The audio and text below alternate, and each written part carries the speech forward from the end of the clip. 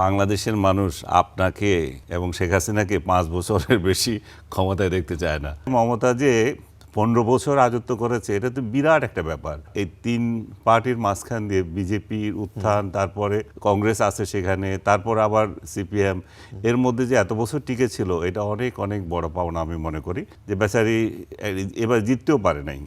আমাকে কথা প্রসঙ্গে আমি একটু বলি যে আমি যখন ইরাক ওয়ার কাভার শেষে দেশে আসলাম, আমাকে আমাদের তখনকার প্রধানমন্ত্রী বেগম খালেদা জি আমাকে চা পানের আমন্ত্রণ জানিয়েছিলেন। তো উনি আমাকে জিজ্ঞেস করেছিলেন যে আচ্ছা, সাদ্দাম হোসেন কেমন জনপ্রিয়?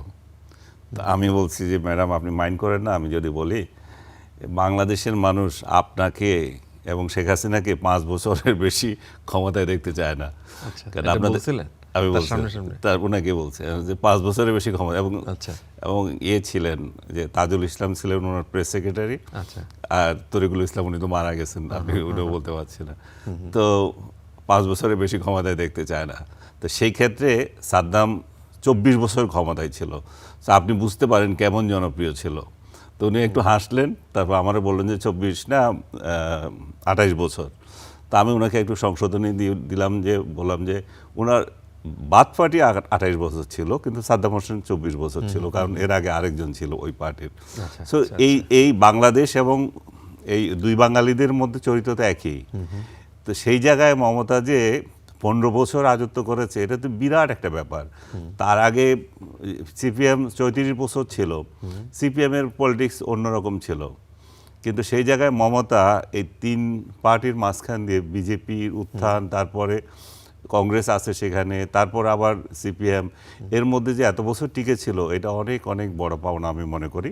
এবং মমতা, আমি একটু খারাপও লাগছে যে বেচারি এবার জিততেও পারে নাই। একটা আসনে লড়েছিল, সেখানেও শুভেন্দুর কাছে উনি হেরেছেন। সো সেই হারাটা মনে হয় খুব কম ব্যবধানে। আমি একটু আগে যখন নিউজ পড়ছিলাম তখন দেখছিলাম 538 ভোট সম্ভবত পেয়ে শুভেন্দু অধিকারী এগিয়েছিলেন এখানে। ওইটাই তো বললাম, শুভেন্দু 2টা আসনে জিতেছে, মমতার যেই আসনে সেখানেও মমতাকে উনি হারিয়েছেন 15,000 ভোটে।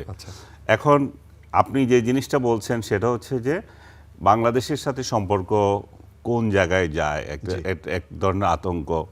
বিশেষ করে বাংলাদেশের মুসলিমরা মনে করতে পারে যে ওইখানে হিন্দু জাগরণ, আর এখানে মুসলিমদেরকে কোনো নির্যাতন করে কিনা, বা এই ধরনের সম্পর্ক আরও তিক্ততা হয় কিনা। আমি মনে করি যে যখন কোনো আনরুলি ফোর্স বা দল ক্ষমতায় চলে আসে, তাদের কিছু রেসপন্সিবিলিটি তো বেড়ে যায় তখন। এই যে হিন্দু মুসলিম দাঙ্গা, হিন্দু মুসলিম ব্যবসা, এগুলো তখন তাদের ঘাড়ে আসবে। তখন তারা আবার বলতে পারবে না যে এটা তো তখন সরকার হিসেবে তাদের দায়িত্ব পড়ে যায়। আগে তো সরকারে ছিলাম না, তখন দাঙ্গা লাগিয়ে দিলাম। এখনও যেটা হবে সেটা হচ্ছে ইলেকশনের পরপর হবে, কোথাও কেউ কেউ প্রতিশোধ নিয়ে নেবে, কিন্তু আলটিমেটলি যে বাংলাদেশের সাথে পশ্চিমবঙ্গের সম্পর্ক নির্ভর করবে সেন্টারের উপর। পশ্চিমবঙ্গ এখানে কোনো ফ্যাক্টর না।